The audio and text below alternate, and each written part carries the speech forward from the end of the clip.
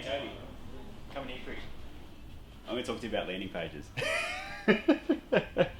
So basically, what I see on a day-to-day basis is a whole bunch of different ways of doing landing pages, but there's only really one proper way and one correct way to kind of do it. So I'll show you here on this piece of paper. So normally what I see, right, is I see, you know,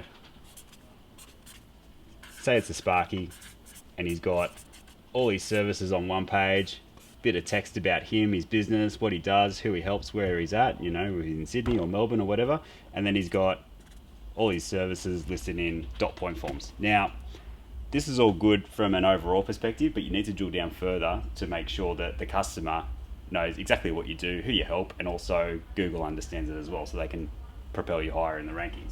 So generally what you should be doing is you should have, let's use EV charging as an example. You have this page still, which talks about all your services, has all the content, all the fluffy stuff about your business and your capabilities, and a high level explanation of what you do. But then also, let's use EV charging as an example.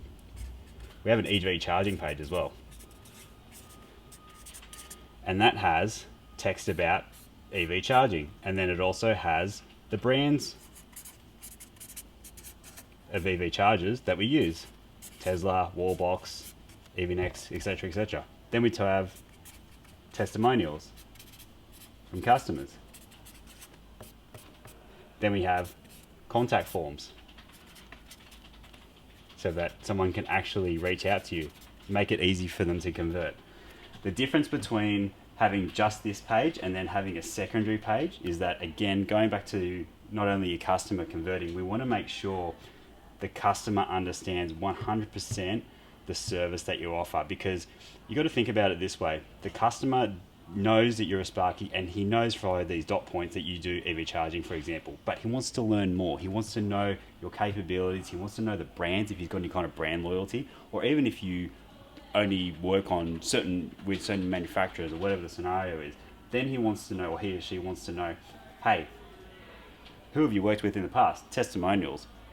What are some great case studies that you've got? What are some FAQs that you can answer for me? You know, I haven't got 3-phase power. Can I install one? I'm in a commercial unit, and I've got 5 vehicles that need regular charging because they're rep cars. What solution's best for me? So all these questions need to be answered, and they need to be on an individual page so that you can convert the customer. So if you don't have individual service pages, one, you're not going to basically squeeze the most from your juice in terms of all your visitor traffic, because those people who aren't educated enough via your content are going to bounce off. And then secondly, Google is not going to fully understand who you are, what you do, and who you help, because you don't have extensive content there. So you have to create as much content and less of a barrier for your customers in Google as possible to harness those people and get them across the line.